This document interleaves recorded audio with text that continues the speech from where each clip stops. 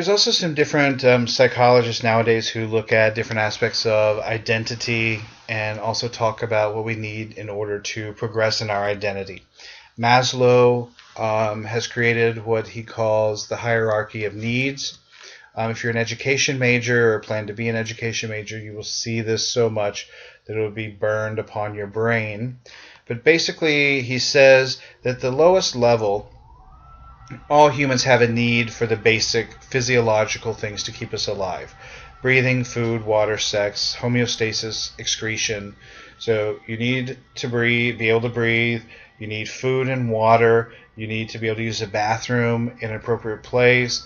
You need to be in a stable environment. Then if all of those are met, then we start moving to the idea of making sure that we're safe, that we are secure of body, that we have a job, we have resources, we have proper morality and a proper upbringing, we have family, our health is taken care of, we buy property.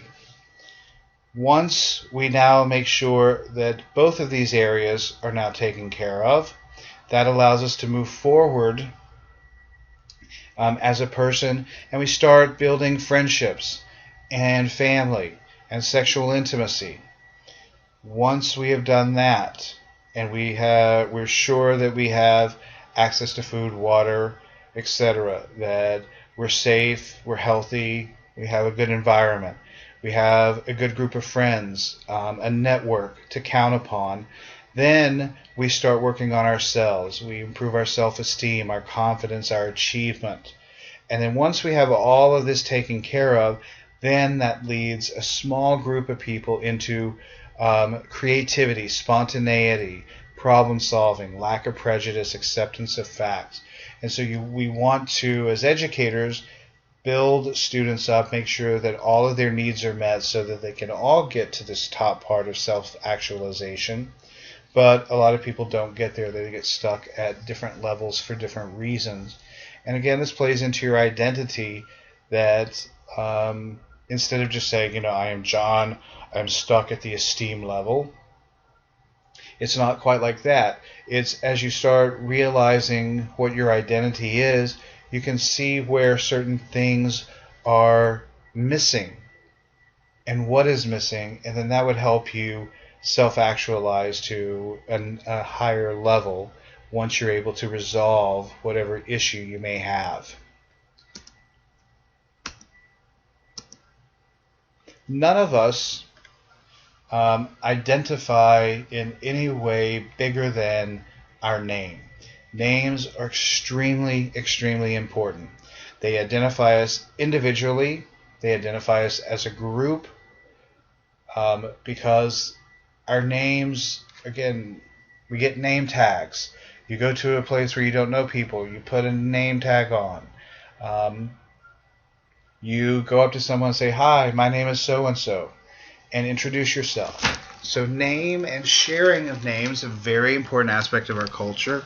And so the name is by far the biggest way that we use to identify ourselves. But look at the different kinds of names that we have. We have a formal name, your first name. So for example, mine is John. Middle name, William. Nicknames that I may have, pet names. My last name, Fields.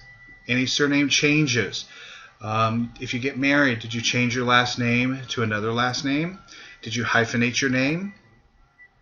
And so when you start thinking about this, does your identity change with whatever name people have?